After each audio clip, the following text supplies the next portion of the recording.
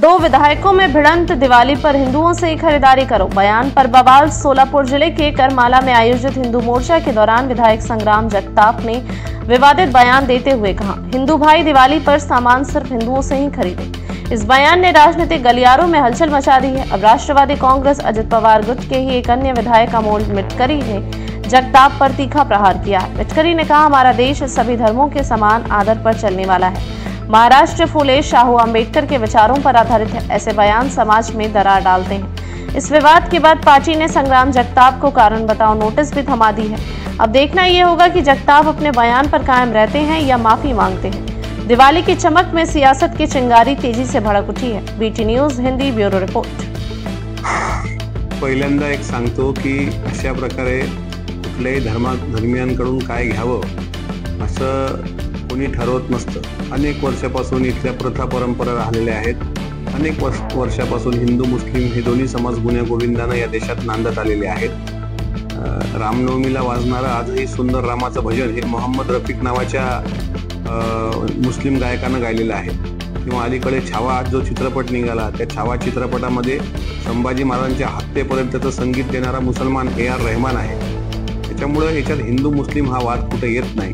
आणि रंगावरून जर जातीची ओळख होत असेल तर आता उद्यापासून भाजीपाला खाणं बंद करावं लागेल, कारण तो हिरवा असतो। उद्यापासून झाडं तोडावे लागतील, कारण ते हिरवे असतात। तर अशा प्रकारे कोणी सांगतं तर याला कितपत मला असं वाटतं आमच्या पक्षश्रेष्ठींनी अशा वादग्रस्त विधान करणाऱ्या सन्माननीय सदस्यांना नोटीस कायदेशीर त्यांना पाठवलेली आहे। मी साक्षीदार आहे। वरळी डोमला मीटिंग झाल्यानंतर त्यांना वैयक्तिक बसून अजितदादांनी योग्य तो काय सल्ला दिला आणि मला अपेक्षा आहे यानंतर ते त्यांच्या वर्तनामध्ये दुरुस्त करतील।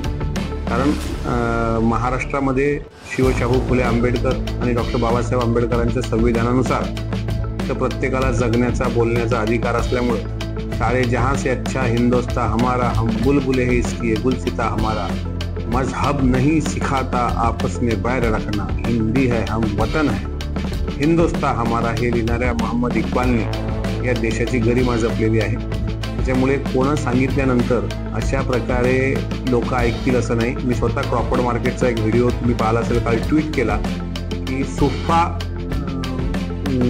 फटाकेवाला यांच्याकडे 2.5 किलोमीटरपर्यंत आपल्या हिंदू बांधवांची रांग होती, कारण फटाके फोडणारे आपणच आहोत। आज मुंबईतली काय परिस्थिती आहे, अख्खा बहुती समाज असेल, मुस्लिम समाज असेल, क्रॉफर्ड मार्केटचे सगळे होलसेल व्यापार त्या लोकांचे आहेत आणि घेणारे सगळे हिंदू समाजाचे लोक आहेत। हे तुम्ही कसं बदलणार चित्र? किंवा भैया लोक सर्व टॅक्सी चालवतात। टॅक्सी चालवताना उद्या म्हणणार तुम्ही हे परप्रांतीय, त्यांना हाकलून द्या।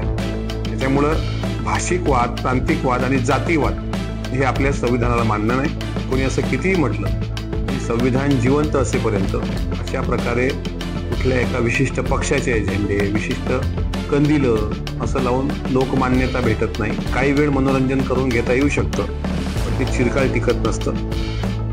स्वर्गीय यशवंतराव चव्हाण ज्यांना समजले ते अशी कामं करत नाही। हमारे चैनल को सब्सक्राइब करें, वीडियो को लाइक करें और कमेंट जरूर करें।